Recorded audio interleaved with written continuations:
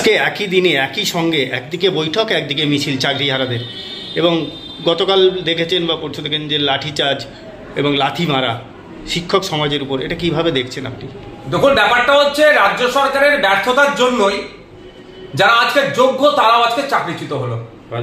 High court থেকে supreme court বারবার বিচারপতিরা এই পৃথকীকরণের কথা বলেছে, কিন্তু এক একজন এক এক রকম তথ্য দিয়েছে। রাজ্য সরকার এক তথ্য দিয়েছে, এসএসসি আলাদা তথ্য দিয়েছে, পর্ষদ আলাদা তথ্য দিয়েছে। ফলে এই ভুলভাল তথ্যতে হচপচের জন্য এতগুলো বৈধ শিক্ষক আছে চাকরি হারা। আজকে অনেক কথা বলছে, কিন্তু আমি বলছি সম্পূর্ণ দায়ভার রাজ্য সরকারকে নিতে হবে। সহজ জিনিস ছিল ভাই, কারা অবৈধ পন্থা অবলম্বন করে চাকরি পেয়েছে তাদের লিস্টটা দিয়ে দিলে তাদেরকে বাতিল করে দাও, আর যারা বৈধ পন্থা অবলম্বন করে মেধার ভিত্তিতে চাকরি পেয়েছে তারা চাকরিতে বহাল থাকতো। সেইগুলো তো এই কটা বছর ধরে করতে পারলো না। এখন রাজ্য সরকার অনেক বড় বড় কথা বলছেন, অনেক প্রতিশ্রুতি দিচ্ছেন, প্রতিশ্রুতির অন্তঃসার শূন্য আমি মনে করি।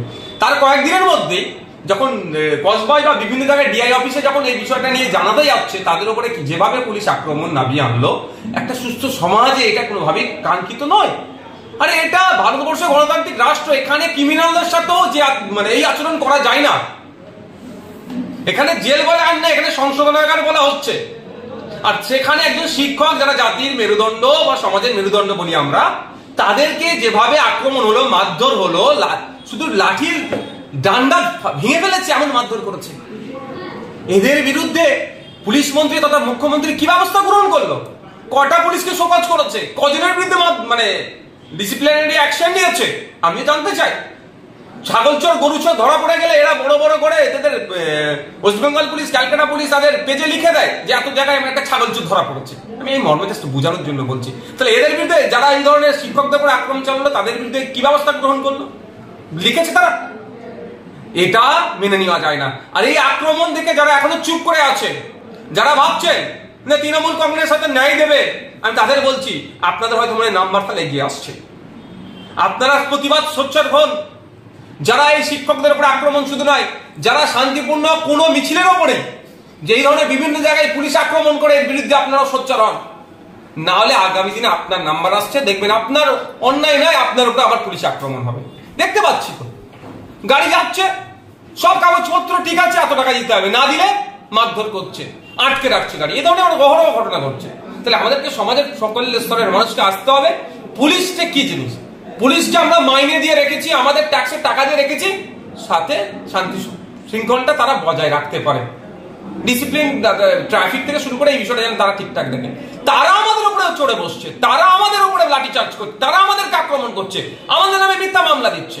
আমি ধরে নিচ্ছি ওখানে কিছু দু একজন টিচার হয়তো অন্যায় করেছে, আমি ধরে নিলাম, করেনি, তারপরে আমি বলছি তাহলে কি উচিত ছিল? টিচারদের বিরুদ্ধে চিহ্নিত করে আইনত ব্যবস্থা নিয়ম, তা না করে সমস্ত টিচারদের উপর আক্রমণ। এবার যদি আমি উল্টো কথা বলি, ওরা যে আমরা দেখেছি তো পুলিশ অন্যায় করে, তাই কি সমস্ত পুলিশকে পাবলিক ধরে পিটাবে? এটা মেনে নেওয়া যাবে? সুষ্ঠু সমাজকে মান্যতা দেবে? যেমন এটাকে মান্যতা দেবে না পুলিশের উপর আক্রমণকে, পুলিশ অন্যায় করলো পুলিশের উপর আক্রমণ করাকে মান্যতা দেবে না, ঠিক একইভাবে টিচারদের উপরে যেভাবে আক্রমণ করেছে পুলিশ, এটাকেও মেনে নেওয়া যায় না। একটু বলে রাখি, মাননীয় মুখ্যমন্ত্রী পুলিশ মন্ত্রীকে, আমাদের কাছে ডেটা আছে, ইউনাইটেড নেশন বলছে 1 লক্ষ মানুষ থাকলে 221টা পুলিশ দিতে, আর আমাদের রাজ্যে 1 লক্ষ মানুষ পিছু মাত্র 97 থেকে 98টা পুলিশ আছে। আপনার ওয়েপেন শর্টেজ আছে, 75% ওয়েপেন শর্টেজ আছে আমাদের রাজ্যে। পুলিশ দিয়ে আমাদের ধমকানো চমকানো গণতান্ত্রিক আন্দোলনকে আপনাদের দলের লোকেরা চুরি করেছে। চুরি করার জন্য মেধাযুক্ত গুলো আজকে চাকরি হারা হয়েছে। আপনারা ডেটা ঠিকঠাক দেননি, আবার পুলিশকে দিয়ে মারধর করাচ্ছেন। এটাকে কিন্তু মেনে নেওয়া যাবে না। এটা অবিলম্বে যারা এই অন্যায় কাজের সাথে যুক্ত যে পুলিশ কর্মীগুলো ছিল, তাদের বিরুদ্ধে ব্যবস্থা গ্রহণ করুন, অন্যথায় কিন্তু এর জবাব আপনাদেরকে গণতান্ত্রিক প্রক্রিয়ায় পাবলিক দেবে, আমরাও দেব। আপনি বলছেন পুলিশ শর্টেজ আছে, সিভিক পুলিশ তো দিয়ে যাই দিয়েছে, তাতে অনেক শর্টেজ আছে। আমি ইউনাইটেড নেশনের যে রেকমেন্ডেশন সেটাকে সামনে রেখে বলছি। একটা সিভিক ভলেন্টিয়ার যারা আছে তাদেরকেও তো অন্যায়ভাবে কাজে লাগাচ্ছে। তা সিভিক ভলেন্টিয়ারদেরকে এরকম ল অ্যান্ড অর্ডার দেখার কোনো কাজে লাগানোর নিয়ম নাই। কিন্তু আজকে সিভিক ভলেন্টিয়ার দিয়ে পড়াচ্ছে, যখন ফেসে যাচ্ছে কারা হচ্ছে সিভিক ভলেন্টিয়ার গুলো। কদিন আগে দেখলেন না, বারাসাতে লরি দান করিয়ে টাকা তুলছিল। সিভিক ভলেন্টিয়ারদের ক্ষমতা আছে লরি দান করিয়ে টাকা নেওয়ার, তাদের ঊর্ধ্বতন অফিসার গুলো যদি না বলে। কিন্তু ছবি কার আসলো? সিভিক ভলেন্টিয়ারে। বলি বাঁকড়া কে হলো? Civic volunteer. সিভিক ভলেন্টিয়ারদের বলবো, আপনাদের কিন্তু ল অ্যান্ড অর্ডার দেখার দায়িত্ব নয়, হাইকোর্ট বারবার কথা নির্দেশ দিয়েছে। সুতরাং আপনারা যদি ওখানে গিয়ে হইয়াই করেন, পার্টিকুলার আপনাদের দেখে দেখে কিন্তু আগামী দিনে মামলা হবে, আপনাদের নাম ধরে ধরে হবে, আপনাদের তো দপ্তর কিন্তু আপনাদের বাঁচাতে পারবে না। সুতরাং মাইনে কম দিচ্ছে, মাইনে বাড়ানোর জন্য কেউ বলছি না, আমি বলছি যেমন মাইনে বাড়ানোর জন্য 1000 টাকা বেড়েছে, 1000 টাকা বাড়লে হবে না, সমকাজে সমবেতন দিতে হবে। এক একটা সিভিক ভলেন্টিয়ার কনস্টেবলের থেকে কোনো অংশে কাজ কম করছে না, তাহলে কনস্টেবলের মতো কেন মাইনে পাবে না? 2019 সালে সমকাজে সমবেতনের মতো সিভিক ভলেন্টিয়ারদের মাইনের দাবি করছি, যেমন সাথে সাথে সতর্ক করে দিচ্ছি সিভিক ভলেন্টিয়ারদেরকে, যদি আপনারা এই ল অ্যান্ড অর্ডার দেখার কাজে যান, আপনাদের কিন্তু চিহ্নিত করে করে মামলা হবে।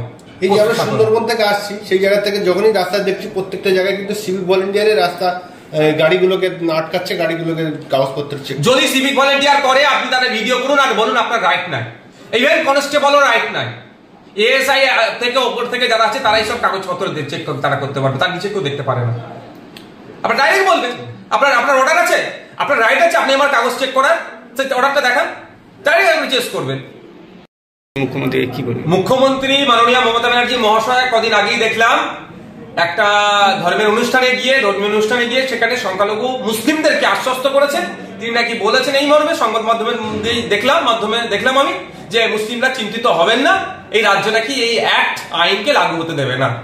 তো ওই রকম ভাবে মুখে বলে দিলে তো হয় না, তার জন্য কিছু স্পেসিফিক ব্যবস্থা গ্রহণ করতে হয়। আর এই মর্মে আমি মুখ্যমন্ত্রীকে একটা চিঠি করে জানিয়েছি, তাকে আমি অনুরোধ করেছি, তাকে সাজেস্ট করেছি 3টে কাজ করার জন্য। অনেক কাজে 3টে প্রথম বলেছি। প্রথম হচ্ছে, চিঠির আগে বলি, তিনি বলছেন লাগু হতে দেবে না, কিন্তু তার দলের একাধিক এমপি অনুপস্থিত ছিলেন, তাদের বিরুদ্ধে কি ব্যবস্থা গ্রহণ করছে আগে দেখবো, তারপরে ভাববো উনি সত্যি সিরিয়াস নিচ্ছেন ম্যাটারটা। আর যারা উপস্থিত হয়েছেন তারা কাকে ভোট দিয়েছে সেটাও পাবলিক ডোমিনে নিয়ে আসা হোক। বিজেপির পক্ষে ভোট দিল না বিজেপির বিপক্ষে ভোট দিল, কারণ লোকসভা রাজ্যসভা মিলিয়ে 42টি এমপি আছে, একাধিক এমপি উপস্থিত ছিলেন না, তাদের বিরুদ্ধে কি ব্যবস্থা গ্রহণ করছেন সেটা যেমন দেখতে চাই, যারা ভোট দিয়েছেন কোন দিকে ভোটটা দিয়েছেন সেটা পাবলিক ডোমিনে আনা হোক। তারপর আমি 3টে মর্মে ওনাকে চিঠি করেছি। প্রথম হচ্ছে বিধানসভায় বিল, এই যে ওয়াকফ